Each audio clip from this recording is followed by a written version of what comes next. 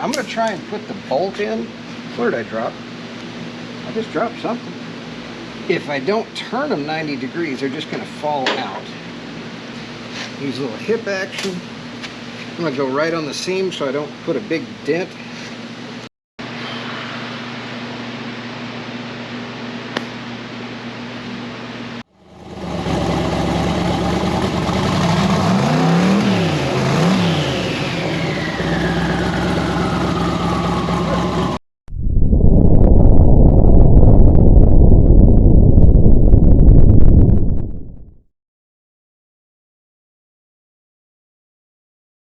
Hello everyone, welcome back to Maverick Mods. Back on the Firebird this week. I've got 1,000 things left to do. Well, I did have 1,000 things left to do. I'm on, I don't know, 312, 464, beats me. Little by little, I'm chipping away at it. So this week, I know when I did the electrical system last time, you saw the sheet metal on the front end just hanging there because I needed that to figure out where to put all of the wiring. This week, actually going to lock down the front end, or at least the fenders and the hood. And after that, work a little bit more on the electrical system. So grab your popcorn, let's get started. With everything under the engine compartment pretty well squared away, I can basically align my front end now. Before I just had the core support and the fenders on, and I didn't really align them. Now, I have put some alignment marks basically in the back corners of the fenders here, and that's probably only going to get me in the ballpark. And I'm probably going to have to go through a complete front end, kind of a readjustment to get everything back where it needs to be.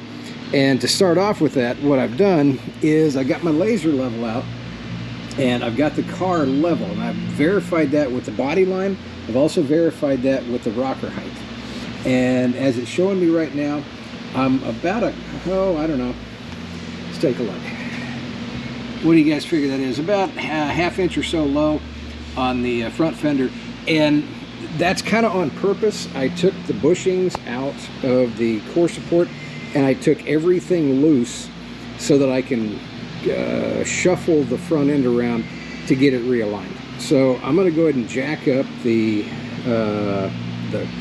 core support, bring that fender back up and get that where it needs to be, and then I can lock in the core support and that'll start the alignment process.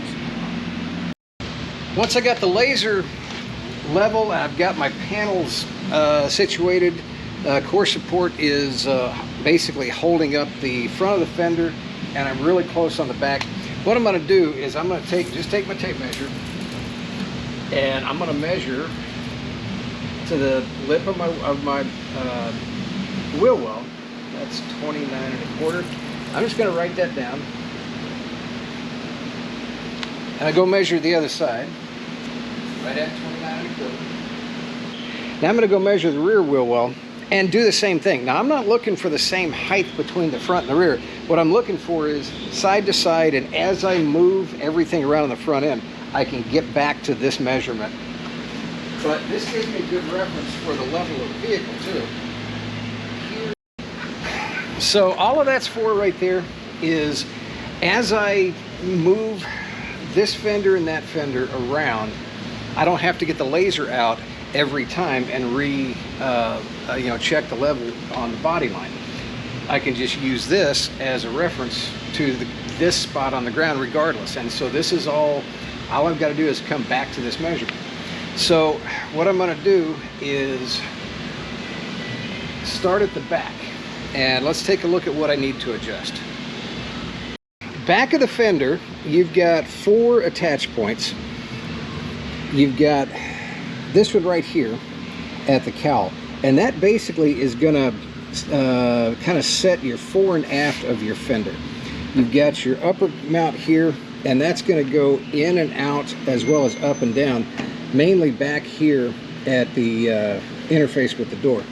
You've got one down here at the bottom, right up here, and that's going to determine, your interface with your rocker and your door. Of course, there's one up here, but I'm not worried about that one yet, because that's not really body alignment when it comes to gaps and things. There's also one right here inside of the door, and that'll kind of determine a little bit of this.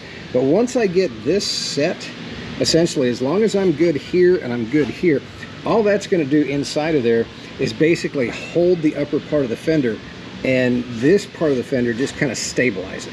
I'm going to do a dance between the upper mount, this mount, and the bottom mount until I get my door gap back where I want it to be.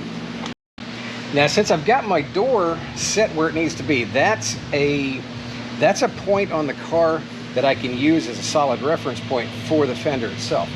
And before I go too all fired crazy, I did pull the tape on the cowl mount, but I need to go ahead and pull the tape because this is going to be permanent. Probably going to wind up scratching some paint, but there's not a whole lot you can do about that. I've already scratched it a little bit. Now, when I took it apart, I did mark all of my shims. However, that's kind of a guideline only because things move and things shift, and it gets me close. I've also got an alignment pin mark, which I've already checked, and it's close also. So I'm just going to stick my shims back in, put my bolt back in just finger tight, just enough that I can move things around. Now I'm going to start off with the bottom and get this set with the fender gap first.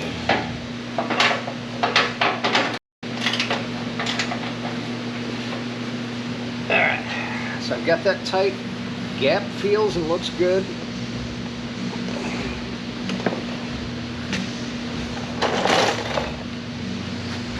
Okay, my fender's a little proud right here, but basically a little bit of body, a little bit of, what would you call it, elbow grease, hip grease, kind of brings it in. Now what I can do is when I set this, I can tighten my cowl, and then I'm off a little bit up here. After that's tight, then I can come back, pull this back out. So that feels pretty good right there.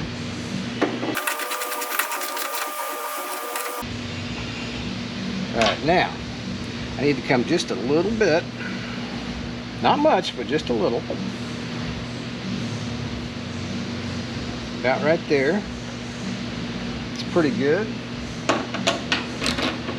And this will tell me if my shims are good, if I need to actually shim it up a little bit more. And it's pretty good right there. All right. Now, I'm still a little bit proud on my fender, and I think what I can do is I can actually pull that in with my mount inside the door here. Now, here's something vitally important here.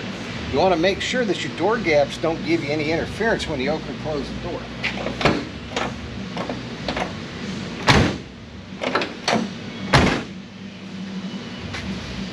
Not bad. That's pretty good.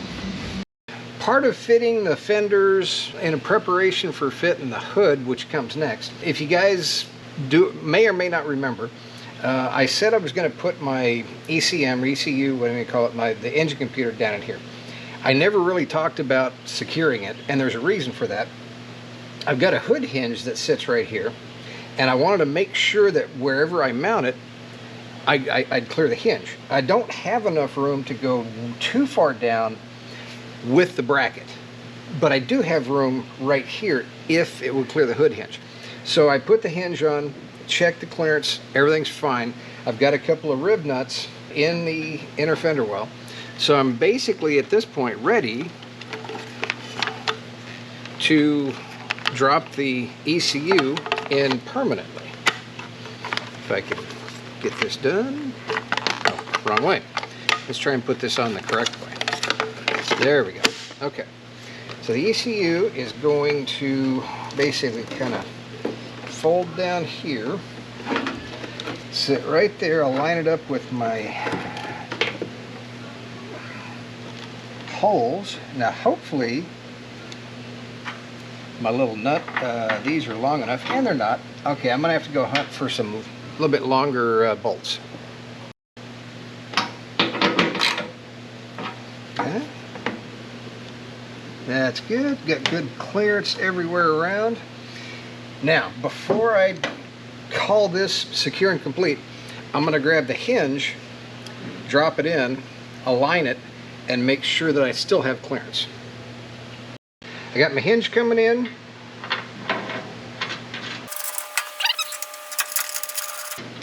One bolt in the back here. Okay, now, going to leave these a little bit loose because a couple of drill bits. Okay, so I've got one back there, one there. Okay. Okay. Now let's check our clearance. The hinge comes down, it's going to sit, that's basically, I've got a good 1/2 inch of clearance to the top. Plenty of wiggle room. Nothing's going to catch any wires.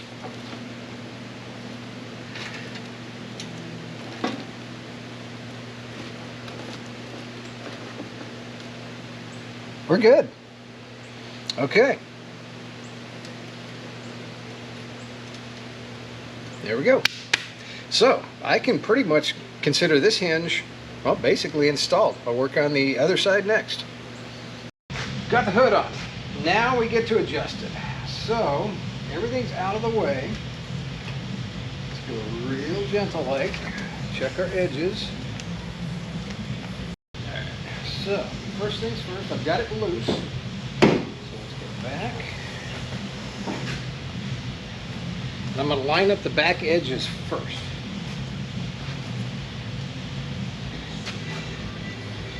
Now, very carefully, what I need to do is raise it just enough. Now I've got the back edge adjusted. Raise it just enough, not too high so it shifts. And kind of hold it enough that I can reach over here.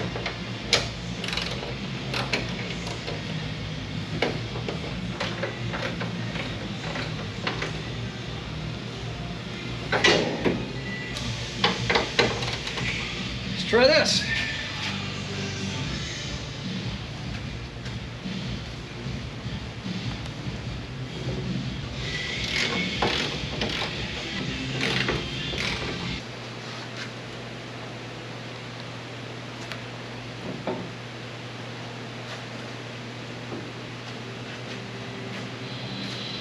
All right, there we go. Pretty good on the front.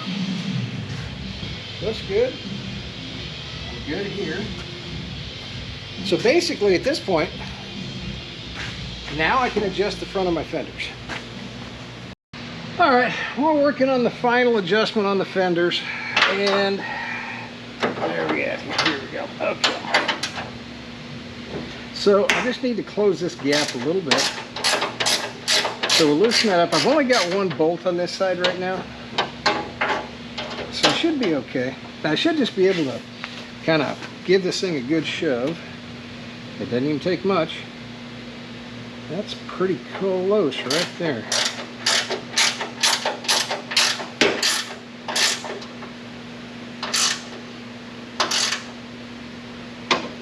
All right, that looks pretty good. Okay. Let's check the other side. I want to shift to a different part of the car for, well, for this afternoon. Hopefully it won't take too long. Decided to relocate the battery to the trunk. And that's great, except that, unfortunately, the trunk was never designed to have a battery in it. So there's no tray, there's no nothing. Got to get a little creative. Picked up a kind of a generic battery not a relocation kit, just a battery tray. And first time I'm opening this, so I'll kind of see what all comes with it.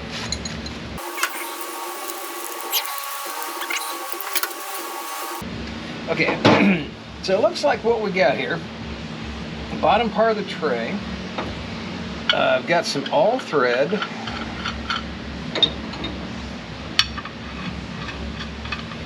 for kind of a, what you call it, it's not a tripod, but then some spacers.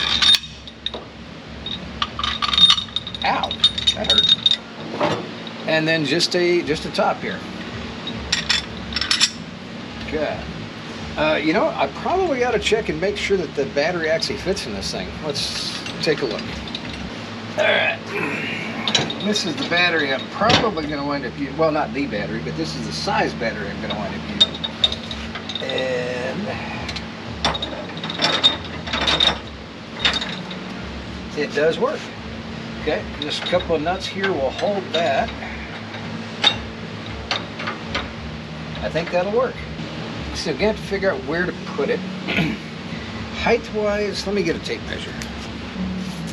All right, let's see, battery, let's call it, I need 9 inches of clearance.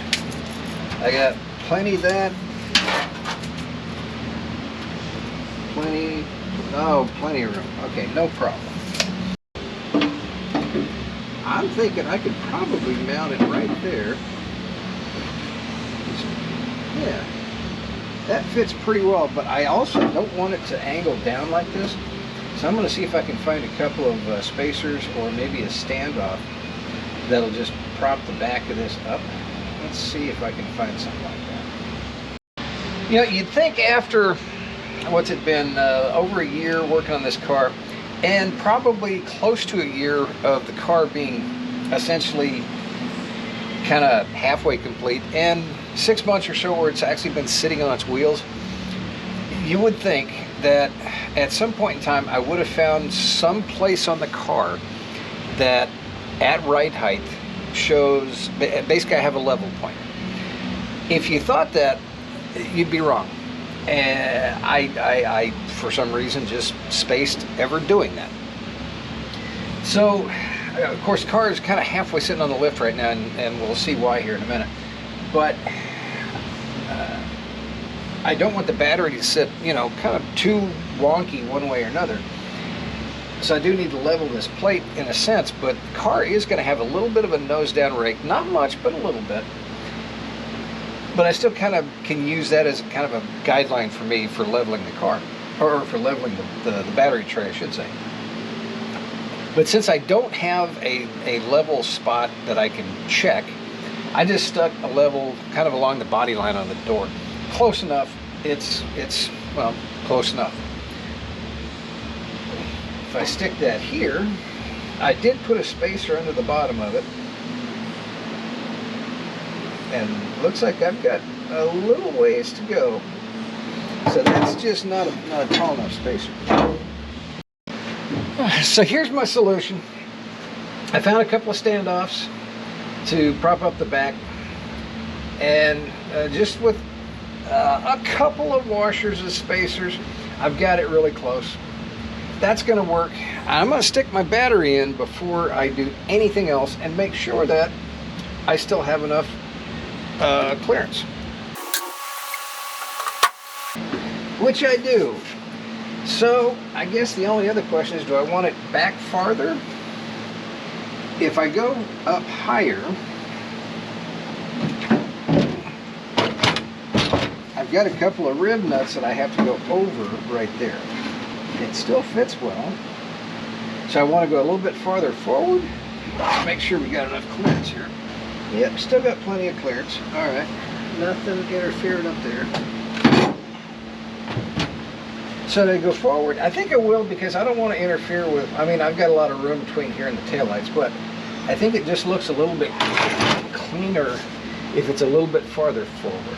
So I think I'm going to go ahead and go with that as a location. Let me mark these holes.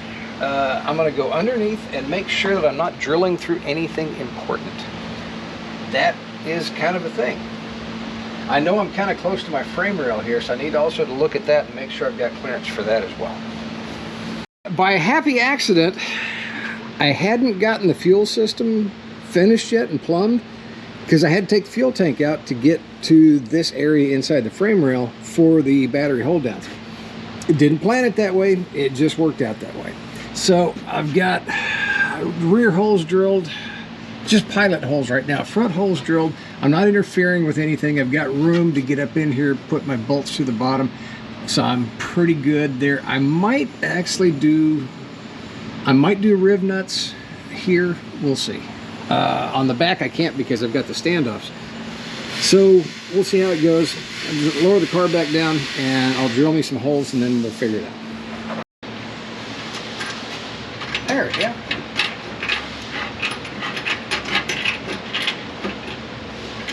That's good, that's good. I do have enough threads here, that's really good. Okay, so I need a nut, a fender washer, and a regular washer on this side. I am going to replace these front nuts.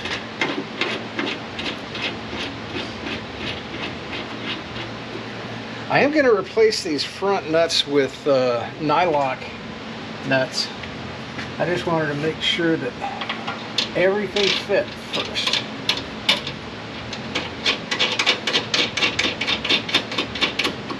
Okay. All right, and I don't need fender washers here because I'm actually up into the flange on the frame rail. All right, let me tighten these back to, and then we'll go back up top. Got them tight. That is nice and solid. I'm going to go ahead and put my what do you call it, standoffs in, whatever these things are, for the battery hold down. Got the rear pillars, posts, I guess, whatever you want to call them, in. Just slide the battery in.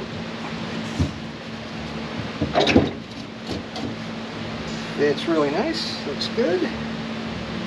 Okay, let me get the front one on. Now we can put our actual hold down on. Plenty good. Battery's in. Now I need to measure for the length of the cables. I have a big pile of battery cables. So once the battery's in, the idea is we had two options. We could run the cables outside of the vehicle or we could run them inside. And that was the subject of a couple of conversations. I've decided to run the cables inside the car. I'm going to run up the side here, through there, forward, under the carpet, basically right up against the rocker. Run them forward, exit it through the firewall. We'll get the lugs in. I'm not going to hook the cables up because you know what happens when you do that with a battery. But so I've got the ends set up on this side, and I'm just going to kind of tie these down and work my way forward. Battery cable update. I've got my cables set, measured, and got wrap or sheath on them, clamped and secured up through to the rear firewall there. Sorry about the light, it's just the sunlight's kind of screwing with me right now. Next up, I'm going to work securing them inside, and we'll come back and take a look when I get under the firewall and under the... Working on battery cables, getting the ends done. And so let's see, I've got, whoop, missed a strand. Got some shrink wrap going on the cable. Here's my cable end. All right, so there we go. I borrowed a crimper tool.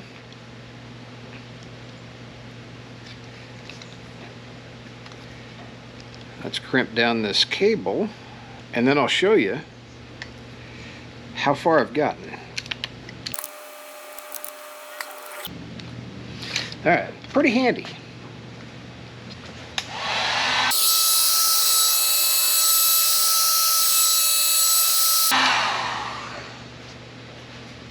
While I'm at it, I'm going to go ahead and run some wrap on this battery cable just to pretty it up a little bit. That is that too small? That's too small. Hang on. All right, let's try the next biggest size. Yeah, it fits much better. I'll go ahead and just kind of get it up a little bit, just about right there. I'll just keep wrapping it for the length of the cable. Like I said, this is just, there's no real need to protect the cable itself. I mean, it's already got insulation on it. This is just to make it a little prettier. All right. I think I'll take it to about right there.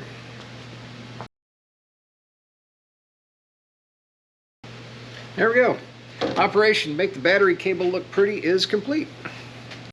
Once I got the battery cables run along the floorboards along the rocker panel, I went ahead and exited them out the firewall right there. They're grommeted and secured on the inside. I got the negative one tightened up first because the starter needs to be out to do that. So it just runs kind of hugging the block there, and then that's the ground lug right there. So I've got the battery ground coming to here, and then what I've got is I've got the same size cable running from the battery lug on the engine, and it's running along, and it grounds to the frame up there. So that should cover my grounds. I did the same thing with the positive cable. This comes from the battery, and this will run to the starter, which is going to go right there. This is the cable I made up earlier that runs from the power distribution center, and these two will gang on the starter lug, and so I should get full power and full ground through that. Other than that, up here in the corner, it does get kind of tight up in here. I've got everything hooked up. I do need to do some wire ties or something just to kind of tidy this up just a little bit here. Got the crank position sensor hooked up, oil level sensor hooked up. This is the starter wire. This is O2 sensor. So I can get everything hooked up, get the starter in, and I'm pretty well buttoned up down here, and we are basically one step away from putting power to the Firebird. I have my battery cables done. I've got my battery hooked up. No smoke, which hopefully means no fire. Everything under the hood seems to be okay. I do know I've got a few grounds yet that are not hooked up, but I think I'm going to be okay just to see if it'll actually power up. Let's see what happens. I have my fingers crossed. Let's see what happens. Yes. High beams are on. There we go. All right. 112,000 miles on the original car and on the engine. So, there's not much else I can do right now. I've still got quite a bit of work yet, but the fact that the car's got power, and I couldn't even tell you when this original Firebird actually had power to it. So, I'm going to save the battery and continue with everything else I need to prep to get this thing started. Well, that's going to do it for this week, guys. Got a lot done, and it's getting closer and closer to looking like a real Firebird again. I'm really looking forward to getting the car started. I wanted to try and get it started for this week.